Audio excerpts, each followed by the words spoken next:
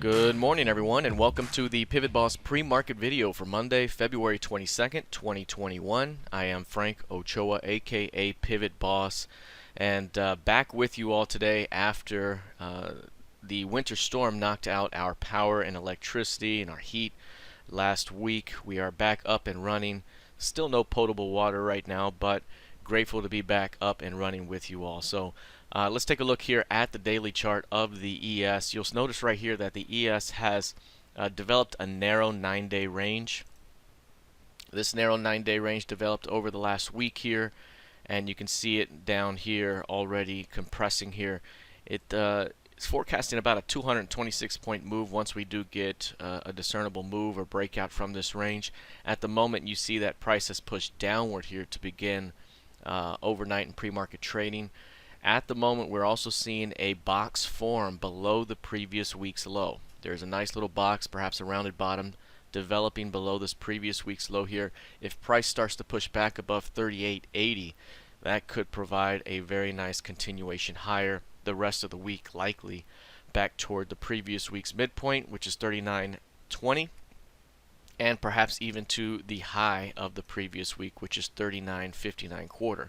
So if price can get above 38.80 here today and hold that level, that could provide a very good basis for a return back to the previous week's mid and high over the course of the week. Now, one thing to keep in mind is we do have Fed Chair Powell testifying tomorrow morning, so the market could be waiting to see what happens there as well. But right now, given the fact that we continue to see an uptrending market, a very narrow range up at these highs, if we were to push down as we are right now, that could provide a very good slingshot move to new highs.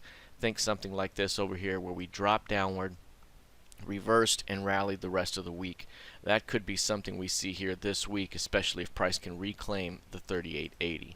If we take a look here at the NQ, very similar price action, a narrow 9-day range that had developed here over the previous couple of weeks here. You can see about a 895-point move is forecasted over the upcoming 9 days. You can see here we are still below the previous week's low price right there. A bit of a box developing at these lows as well.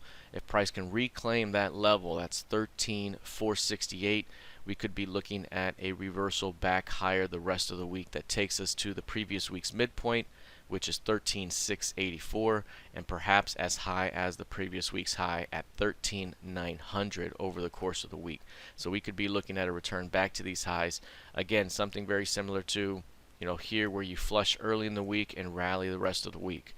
That could be something that could be a template here the rest of the week if price can reclaim that 13,468 sometime today.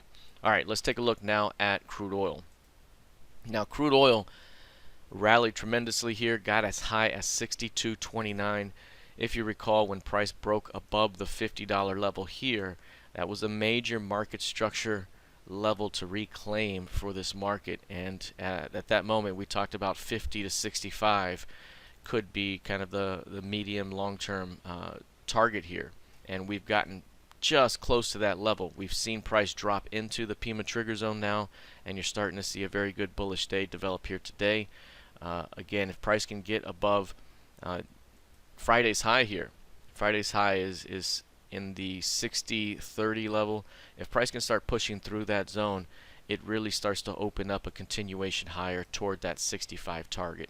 Now, one thing to keep in mind, once we do see 65 reached, that could be an opportunity here for a broader pullback, as now the range from 50 to 65 could be in play over the course of the next several months. So right now, looking very, very strong right here.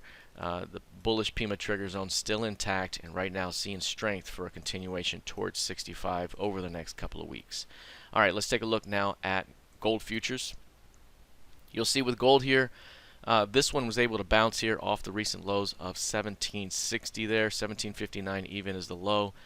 Overall, this market has been in a downtrend since the beginning of the year. It popped early on, had a bearish outside day here, and since then has been down. The 1880 level has been a major area resistance, and then this month you can see the previous month's close and that FOMC key level at 1848 have been big time resistance, and we continue to see a downtrending market.